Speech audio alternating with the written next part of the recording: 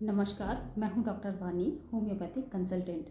आज की वीडियो में हम बात करेंगे होम्योपैथिक पेन किलर दवाओं के बारे में, जिन्हें हम दर्द निवारक दवाएं भी कहते हैं। वीडियो में आगे हम चर्चा करेंगे किस तरह के दर्द में हमें कौन सी होम्योपैथिक दवाओं का उपयोग करना चाहिए। इस वीडियो में हम ज़्यादातर उन्हीं मेडिसिन के बारे में बात करेंगे जो हम क्लिनिक में यूज़ करते हैं। हमारी फर्स्ट मेडिसिन का नाम है बेलाडोना। बेलाडोना मुख्य रूप से हमारे nervous system, vascular system, skin और ग्लैंड्स पर काम करती है।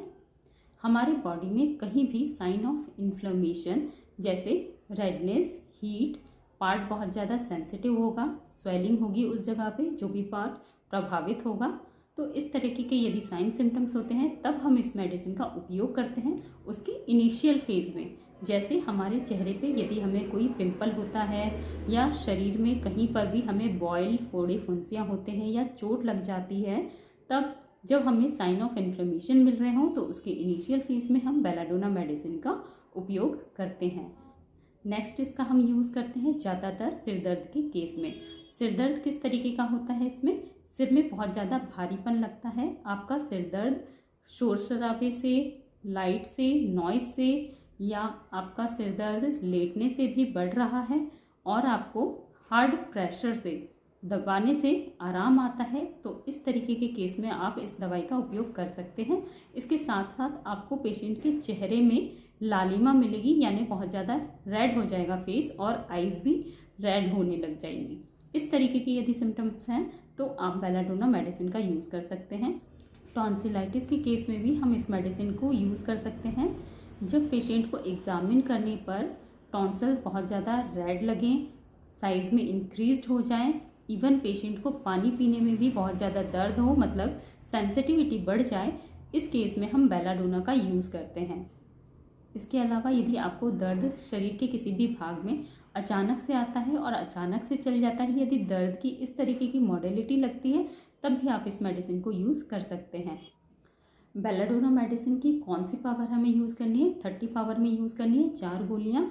जब आप ज़्यादा प्रभावित रहें या आपको तकलीफ़ ज़्यादा है तो आप हर घंटे ले सकते हैं। इसके अलावा जब आपको रिलीफ आ जाता है तो इसका रिपीटेशन दिन में 3 बार या 4 बार तक आप कर सकते हैं। यदि आप बेलाडोना मेडिसिन का यूज़ कर रहे हैं, इसके साथ आपको कैम्फर, कॉफिया, एकोनाइट और ओपियम मेडिसिन का यूज़ नहीं करना है, क्योंकि ये सारी मेडिसिन बेलाडोना मेडिसिन के एक्शन को नलीफाई कर देती हैं।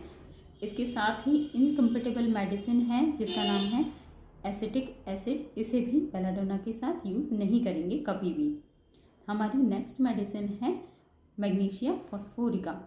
मैग्नीशिया फॉस्फोरिका मेडिसिन में जब भी पेन होता है तो ये बहुत ज़्यादा स्पाज्मोडिक कैरेक्टर का होता है, जिसे हम कहते हैं कि ऐंठन हो रहा है। अक्सर पेशेंट के पेट में दर्द होगा, ये गैस की वजह से भी हो सकता है। पेशेंट को बहुत ज़्यादा बर्पिंग आएगी, उससे भी पेट दर्द में रिलीफ नहीं मिलेगा। इसके अलावा पेशेंट को बहुत ज़्यादा हैवीनेस लगेगी और इवन पेशेंट ये कह सकते हैं कि आप कपड़े थोड़े लूज़ कर लें, पेशेंट को इसके बाद भी रिलीफ नहीं मिलता है। लेकिन पेशेंट को आगे झुकने से, हार्ड प्रेशर से और गर्माहट से यदि रिलीफ मिलता है तो ये मेडिसिन आप अच्छे तरीके से यूज़ कर सकते हैं। आप मेंस्ट्रुअल कोलिक में इस मेडिसिन को यूज़ कर सकते हो। यदि आपको आगे झुकने से और हीट अप्लाई करने से रिलीफ मिलता है तो इन केस आप यदि ये मेडिसिन यूज़ करते हैं तो मेंस्ट्रुअल कोलिक के केस में आपको 6x पावर में यूज़ करनी है। अदर केसेस में आप 30 पावर में यूज़ करेंगे। दिन में 4 बार तक आप इसका रिपीटेशन कर सकते हैं।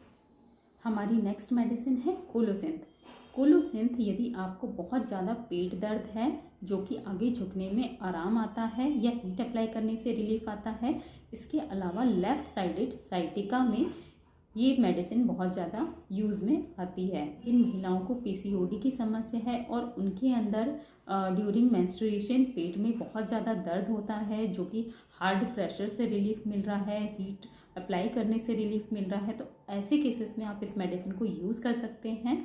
अब हम ये सोचने वाली बात है कि मैग्नीशिया फॉस्फोरिका और कोलोसिंथ दोनों की मॉडलिटीज़ लगभग सेम हैं। दोनों में हम डिफ्रेंशिएट कैसे करेंगे? कोलोसिंथ के जो पेशेंट होते हैं वो पेन की वजह से इतना ज़्यादा इरिटेट हो जाते हैं कि उसकी वजह से यदि आप उनसे पूछेंगे कि आप कैसे हैं तो वो बहुत ज़्यादा परेशान हो जाते हैं, झल्लाहट के साथ आंसर देते हैं। मतलब पेन की वजह से बहुत ज़्यादा परेशान कोलोसिंथ पेशेंट होगा। इस तरीके से आप डिफ्रेंशिएट कर सकते हो। कोलोसिंथ की हमें कौन सी पावर यूज़ करनी है? 30 पावर में यूज़ करना है आपको। दिन में 4 बार यूज़ कर सकते हैं, 4 गोलियाँ। हमारी नेक्स्ट मेडिसिन का नाम है हाइपेरिकम। जब भी हमारे प्रभावित जगह जहाँ हमें दर्द हो रहा है उसमें नर्व का इन्वॉल्वमेंट हो, तब हम हाइपेरिकम यूज़ करते हैं। चाहे वो दांतों का दर्द हो या रीढ़ की हड्डी में आपको कहीं गिरने से चोट लग गई हो, या टिप ऑफ फिंगर कई बार होता है कि दरवाजे में आ जाती है और हमारी चीख निकल जाती है।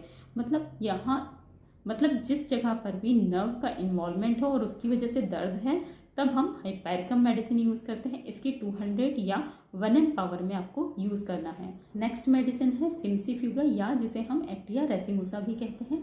जब पेशेंट मेरे पास हिस्ट्री लेकर आते हैं कि मैंने बहुत सारा डांस किया उसकी वजह से मैं थक गई, या आज मैंने बहुत काम किया उसकी वजह से मेरे हाथ पाँव में दर्द हो रहा है, जब इस तरीके की हिस्ट्री होती है तब हम एक्टिया रेसिमोसा मेडिसिन यूज़ करते हैं।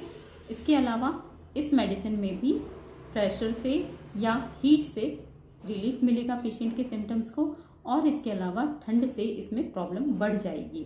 इसके साथ ही आप एक्टिया रेसिमोसा मेंस्ट्रुअल कोलिक में भी यूज़ कर सकते हो।